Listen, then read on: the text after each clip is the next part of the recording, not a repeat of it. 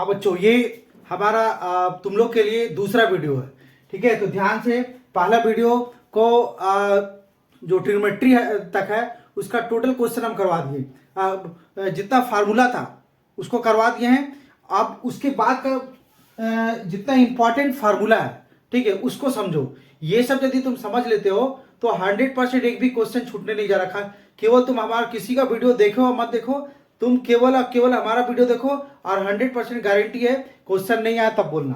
चलो, अब पहले मेंसुरेशन का जितना तुम बताते हो, है ना। मेंसुरेशन देखो, मेंसुरेशन में जितना फार्मूला है वो हम तुम्हारा क्लियर करा दे रहे हैं। चलो ध्यान देखो, सबसे पहले स्क्वायर, ठीक है। तो स्क्वायर का एरिया, इसका एरिया का क्या फार्मूला होता है? साइड का स्क्वायर, ठीक है। स्क्वायर का एरिया निकालने का क्या होता है? Side square. उसी तरह जब पेरीमीटर निकालते हैं, पेरीमीटर ऑफ स्क्वायर, तो पेरीमीटर ऑफ स्क्वायर क्या लिखते हैं? 2 ब्रैकेट एल, सॉरी, है ना, parameter of square 4 into side, ठीक है। पैरामीटर ऑफ स्क्वायर क्या हो जाएगा? 4 इंटू साइड, ठीक है। चलो, ये स्क्वायर का दो फार्मूला से काम हो जाएगा। अब आ जाओ रेक्टेंगल में। रेक्टेंगल में क्या होता है? लेंथ होगा, ब्रेथ होगा, तो इसका एरिया निकालने के लिए क्या करोगे? एल इंटू बी, मतलब लेंथ और ब्रेथ को, है ना, मल्टीप्लाई कर देना, बस एरिया निकल जाएगा। और जब इसका पैरामीटर निकालेंगे तो 2 ब्रैकेट में एल प्लस बी, मतलब लेंथ और ब्रेथ को ऐड करना है और 2 से इंटू कर देना है, ठीक है। चलो, ये निकल जाएगा।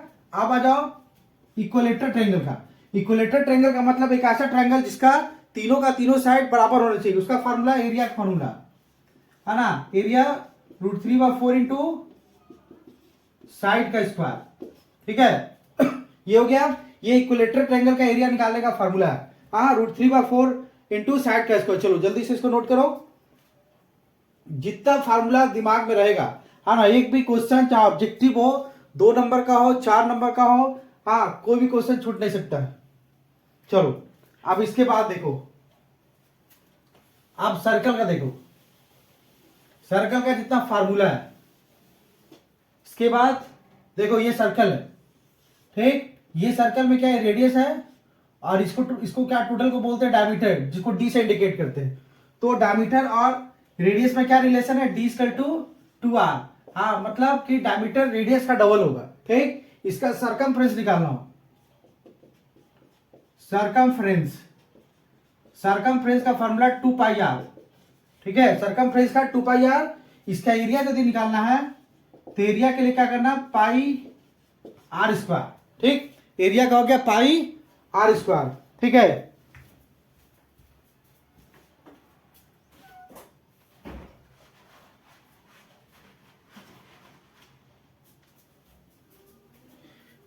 ठीक है, एरिया का हो गया πr²।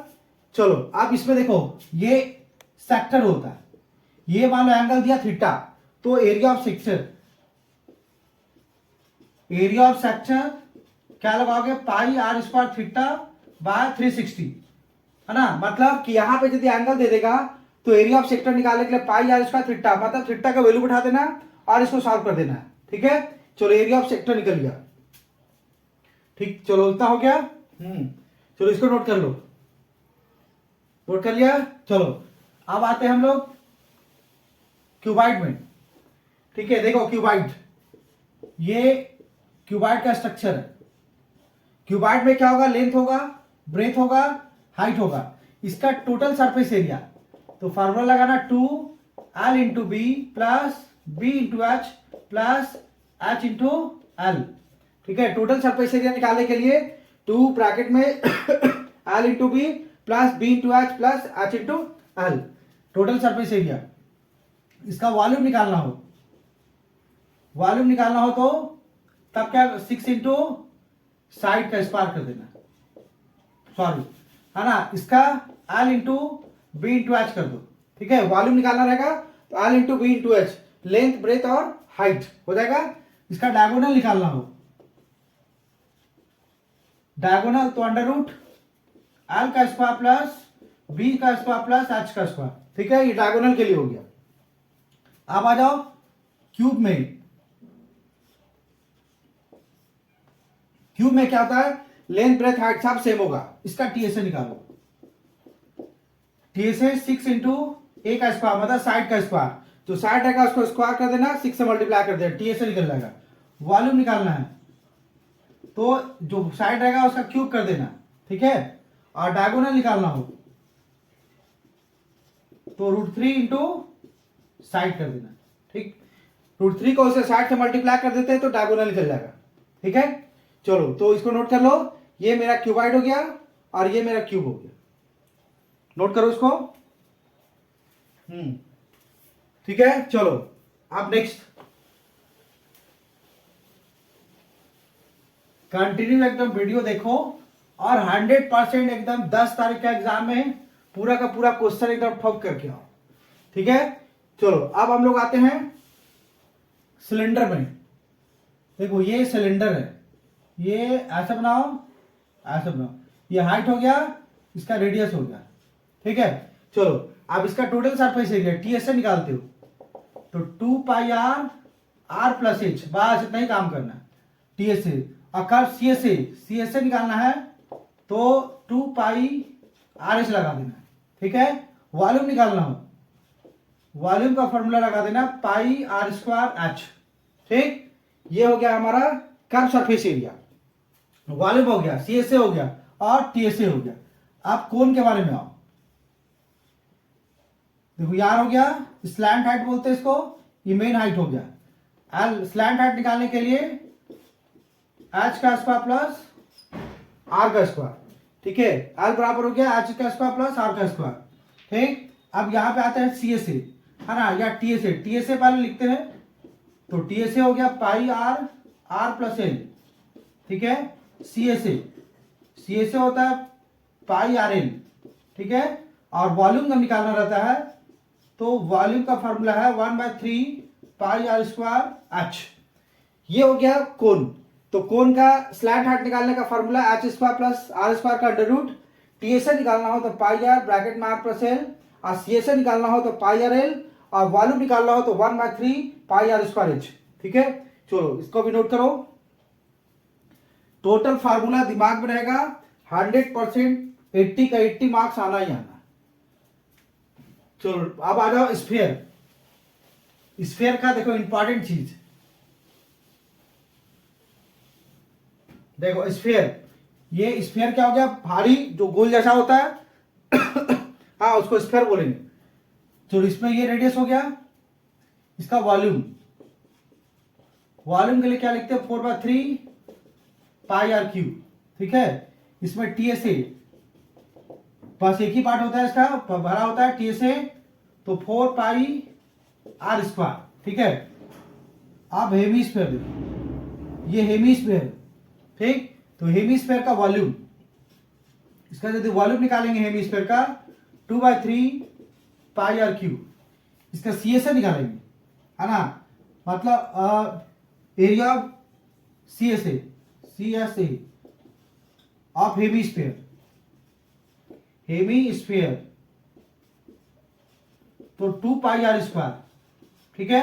और टीएसए निकालेंगे इसका टोटल सरफेस एरिया तो 3 पाई आर स्क्वायर, आ समझ में, ठीक। तो ये हो गया volume 2/3 pi R cube, CSA निकालेंगे हेमीस्फीयर का 2 पाई आर स्क्वायर, और टीएसए निकालेंगे 3 पाई आर स्क्वायर, ठीक है। चलो इसको नोट करो,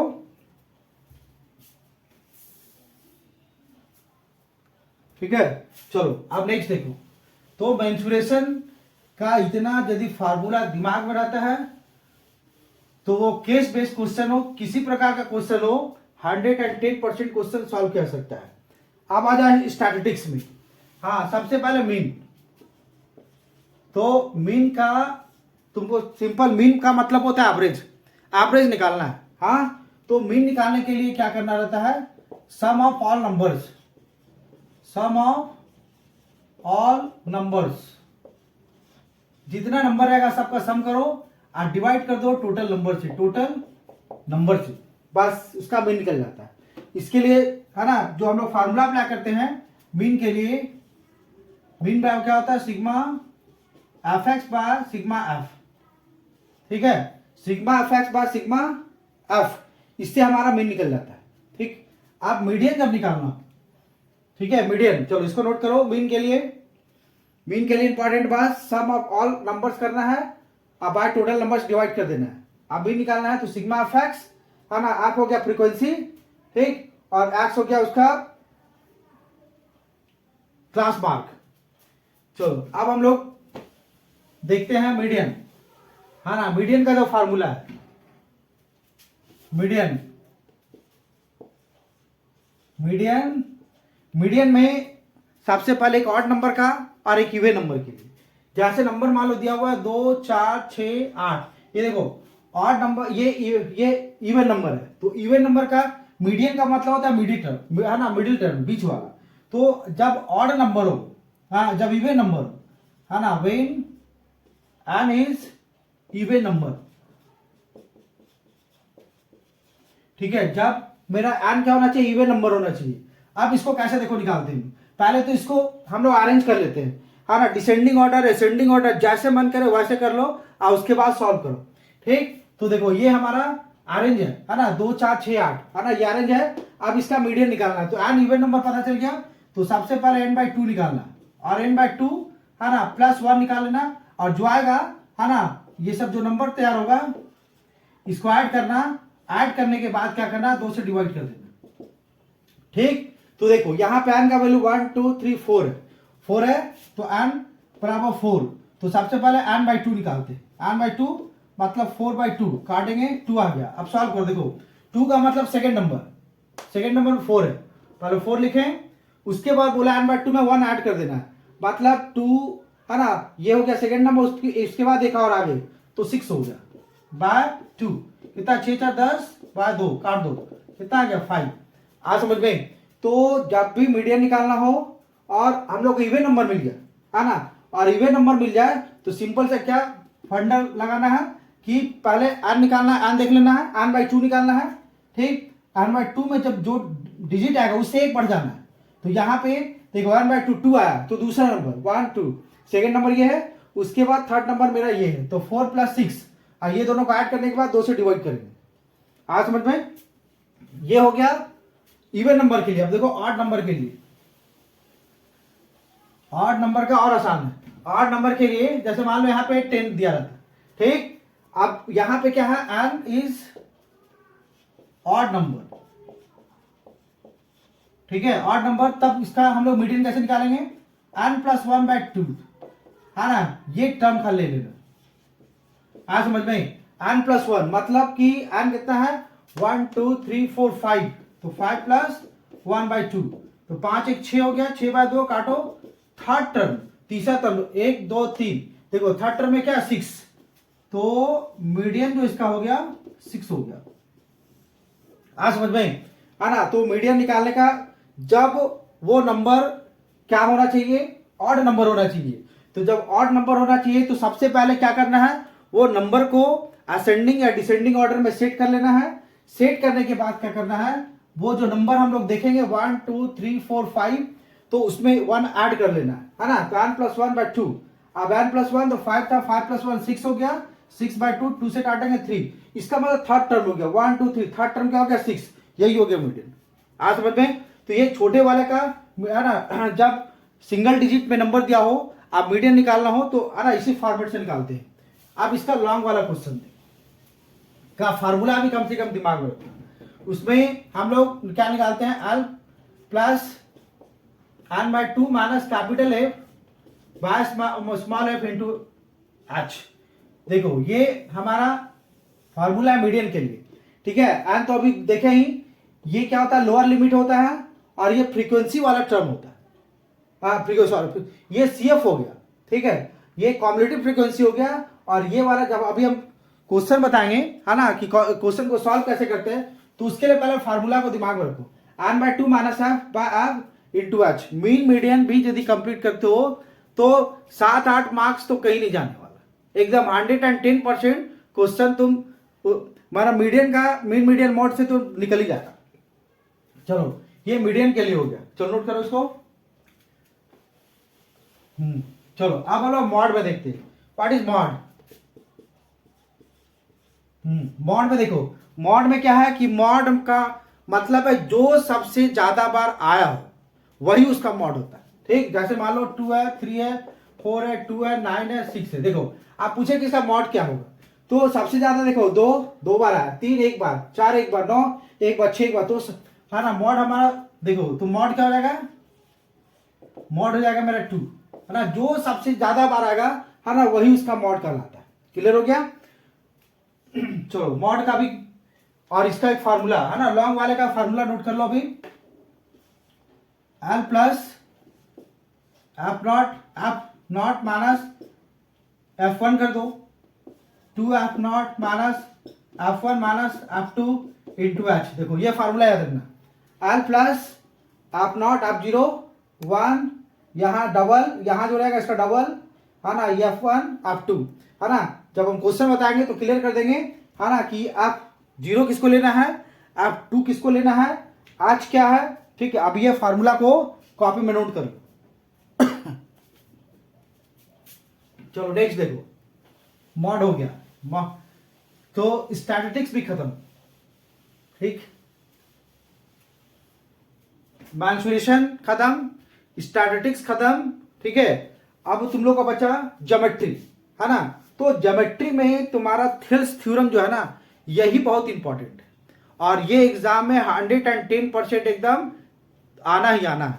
ठीक है, तो उसका क्या प्रॉपर्टीज था, पहले प्रॉपर्टीज अभी देखो, फिर प्रूफ करने का तरीका सिखा देंगे। इसमें ये बोलता है कि किसी भी ट्रायंगल में, ठीक है, किसी भी ट्रायंगल में, है ना, जब हम लोग क्या करते हैं, थर्ड वाला साइड, है ना, इसके पैरेलल यदि कोई लाइन हम लोग खींच दे, मतलब ABC DE, मतलब when D is parallel to BC, ठीक है, when D is parallel to BC, है ना, देन AD बाय BD, है ना, या DB जो लिखो, equal to AE by EC। देखो ये प्रॉपर्टी जो होता है, this is called Thales theorem, है ना, बीपीटी थ्योरम जिसको बोलते हैं।